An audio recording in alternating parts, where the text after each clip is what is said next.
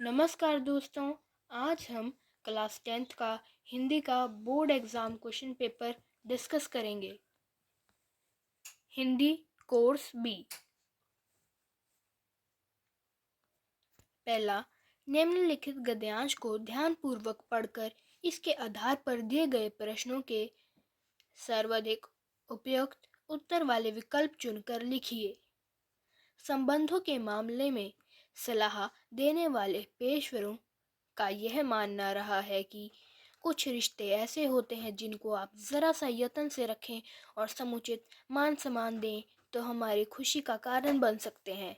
अपने निकट के रिश्तों या आत्मीय रिश्तों में सहयोग और सम्मान का भाव संबंधों को न सिर्फ प्रगाढ़ बनाता है बल्कि दुख सुख में एक सुंदर सहयोग का तंत्र भी बन सकता है।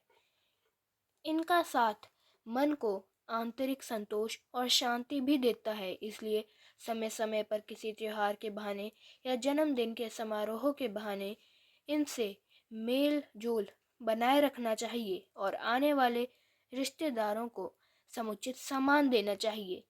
जीवन की विभिन्न परिस्थितियों में परिवार रिश्तेदार ही तो हमारी सबसे बड़ी ताकत होते हैं, जो परेशानियों में हमारी हिम्मत बढ़ाते हैं, मुसीबतों में हमारा समर्थन करते हैं और खुशियों को 100 गुना बढ़ा देते हैं। अकेले रहने वाला इंसान हमेशा चिंताग्रस्त रहता है। उसके पास अपनी समस्याओं को साझा करने के लिए, उन्हें संभालने के लिए कोई अपना नहीं होता। रिश्तेदारों के बीच रहकर ही व्यक्ति आपसी प्रेम के महत्व को, अपनी जिम्मेदारी को समझता है और मुसीबत में पड़े दूसरे लोगों की मदद करता है। इसलिए छोटी छोटी बातों में रिश्तेदारों की अनदेखी करना, उनसे किनारा करना उचित नहीं है। प्रश्न 1, खुशी पाई जा सकती है यदि। प्रश्न 2, संबंधों में परस्पर सहयोग और सम्मान का भाव किस कार्य की पूर्ति करता है? पहला, रिश्तों को घनिष्ठ बनाता है। दूसरा, बेहतरीन सहयोग का तंत्र बनता है। तीसरा, अड़ोस पड़ोस भी आपकी मदद करता है। या चौथा, ज़्यादा लोग आपका ध्यान रखते हैं। प्रश्न 3, निम्नलिखित कथन तथा कारण को पढ़कर सही विकल्प चुनकर लिखिए। कथन, समय समय पर अपने सगे संबंधियों से त्योहार, जन्मदिन या अन्य समारोहों के बहाने मिलते रहना चाहिए। कारण, ये मिलन मन को संतोष और शांति देते हैं।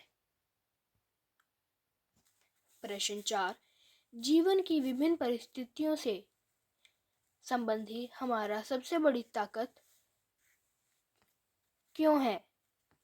प्रश्न 5, निम्नलिखित कथनों में गद्यांश के विचारों से कौन सा विचार मेल खाते हैं?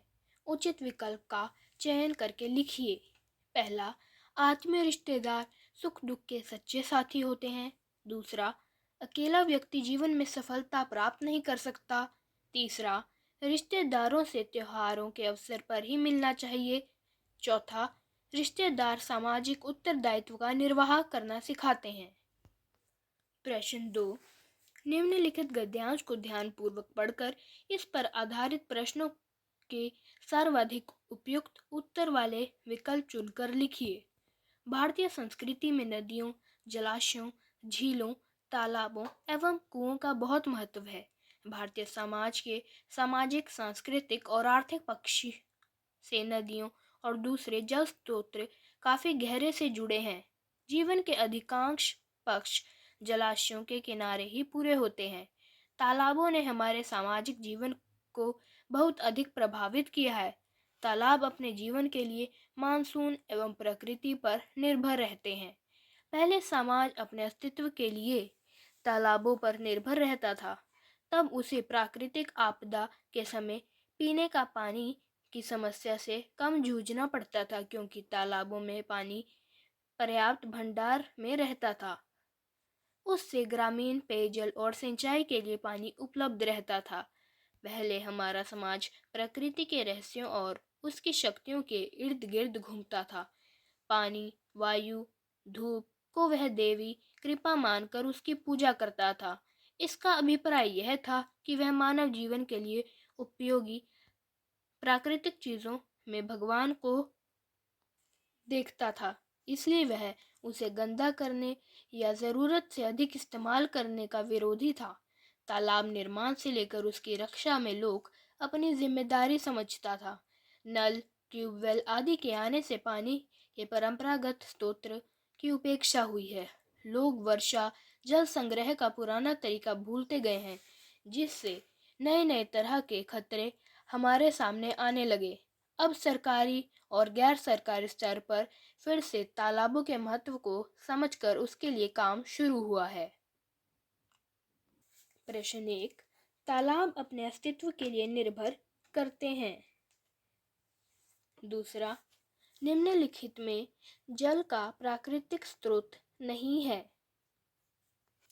प्रश्न 3, हमारे समाज द्वारा प्रकृति को दैवी शक्ति के रूप में पूजने का क्या कारण है। पांचवा, निम्नलिखित कथन तथा कारण को ध्यानपूर्वक पढ़ें। उसके बाद दिए गए विकल्पों में से सही विकल्प चुनकर लिखिए। कथन, भारतीय लोक मानस में तालाब एक स्थूल वस्तु न होकर जीवन का अविभाज्य अंग है।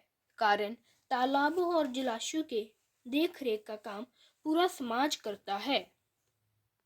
पांचवा, जल के परंपरागत स्रोतों की उपेक्षा का कारण है।